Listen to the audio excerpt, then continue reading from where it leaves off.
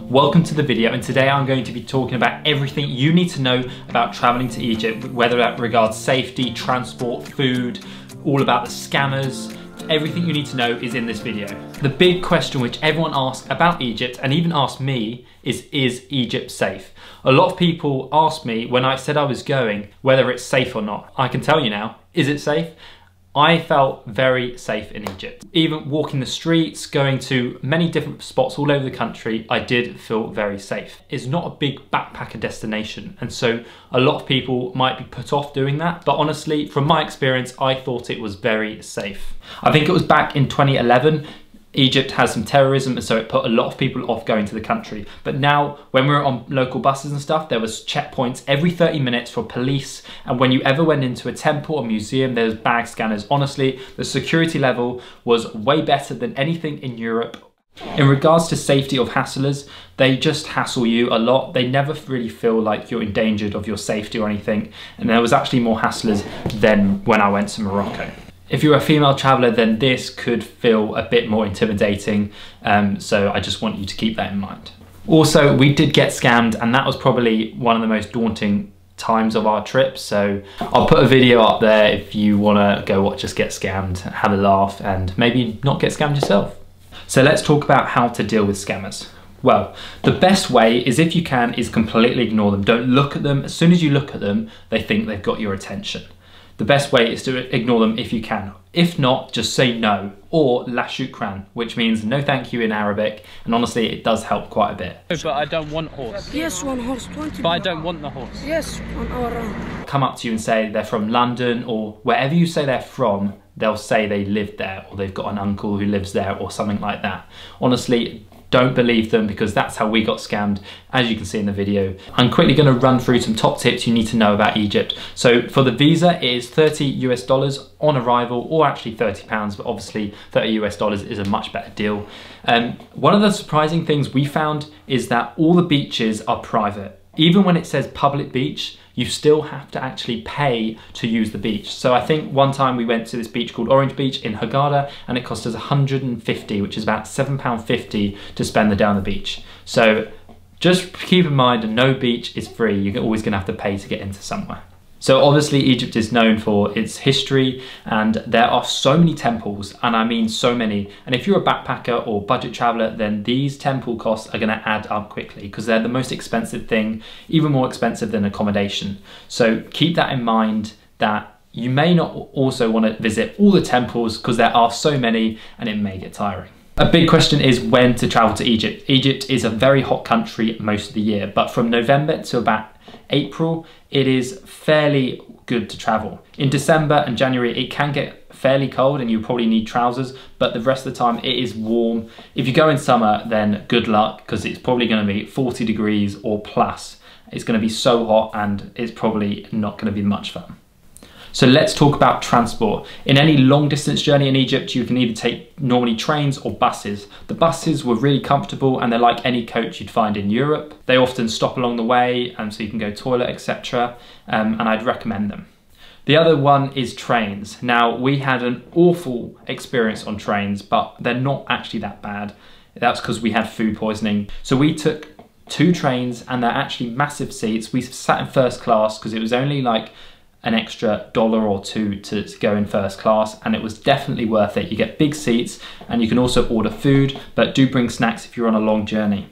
Now, we took a 14-hour train ride from Aswan to Cairo, and it is so long. So if you don't have a budget, I would recommend flying, because it is just such a long journey. One thing to keep in mind are that trains apparently are always late, they're never on time. Ask the locals, because they will help you get the right train. You might need to tip them or something, but they will help you get it. So we took taxis and Ubers around the cities, and honestly, if you can take Uber, if there's Uber in that city, then just use it, because then you don't need to try and translate anything between the taxi driver and yourself. And Uber, it's so easy, you just click it and then you can pay with a card, or you can pay in cash. With taxi drivers, they're going to try and overcharge you, so you've got to remember to haggle, and haggle hard, because you'll already be paying way more. Right then, let's move on to food and drink. Now, we got food poisoning, and it wasn't nice. It really wasn't, as we were on that train journey, as I said. Salads is a good thing to keep away from, and also make sure if you're eating street food that it's being cooked and hot in front of you rather than sitting somewhere behind the scenes or whatever. But honestly, the food was actually really, really good. The falafel sandwiches I often had for breakfast, and they cost anywhere from 25p to £1 British.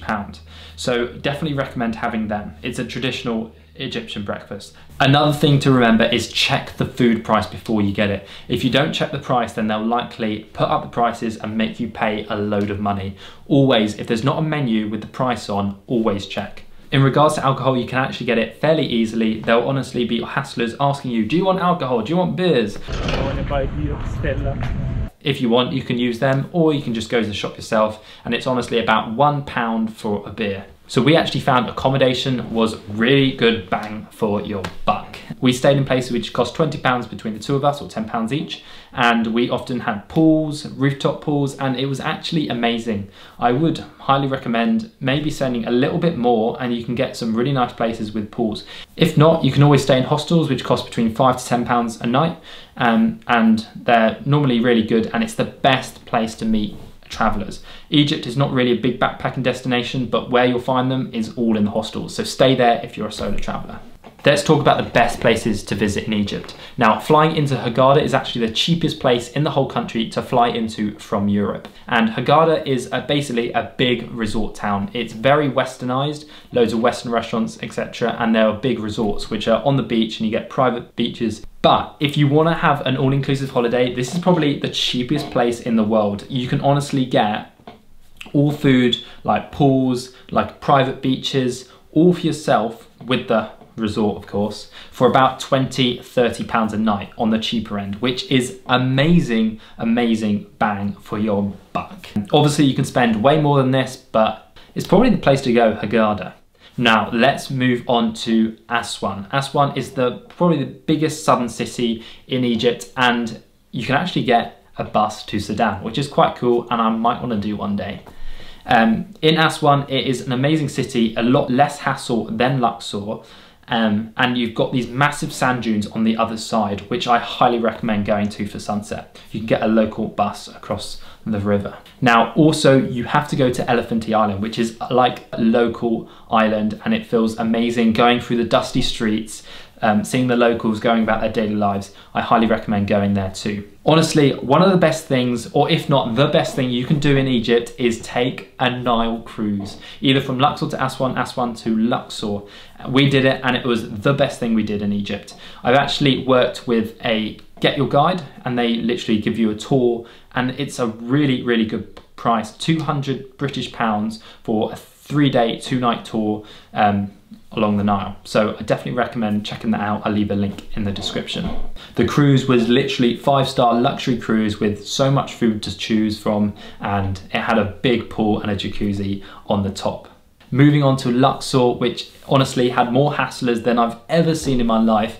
Literally people on horses, people trying to sell you feluccas, all that kind of stuff. But honestly, if you try and ignore that, it's actually an amazing place. We actually took a hot air balloon ride near the Valley of the Kings, and it was amazing. Also one of the best things I did in Egypt, and I highly recommend doing that, as it was only actually cost $40 to do it, which is probably the cheapest place I've ever seen to do a hot air balloon. Luxor, there is Karnak Temple, which I definitely recommend going to, and of course, Valley of the Kings.